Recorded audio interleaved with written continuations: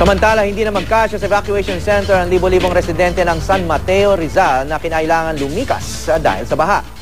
Ang ilan sa kanila napipilitang matulog sa kalsada. May news to go si Pia Arcangel. Pia.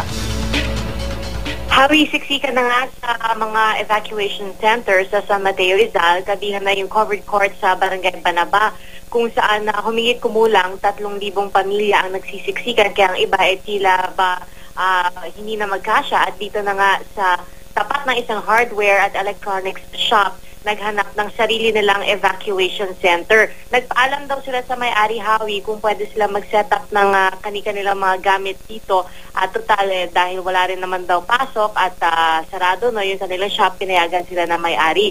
Sa loob kasi, Hawi, nung Barangay Banabang covered court, siksikan na talaga at yung mga bata magkakatabi, yung mga magkakapit-bahay, talagang magkakatabi na yung nilatag nilang mga matutulugan, pati yung gamit nila ay nakapatong-patong na lang dyan. Although dumadating naman daw yung relief goods at tuloy-tuloy lang yung pagdating nito at nakakakuha sila ng pagkain at iba pang pangunahing pangangailangan. Tiniyak rin ni Rizal Governor Rebecca Inares na patuloy yung pagdala nila o pagpapadala ng relief goods at nananatili namang nasa ilalim ng state of calamity ang San Mateo, Rizal. Hawi? Maraming salamat, Pia Arcangel.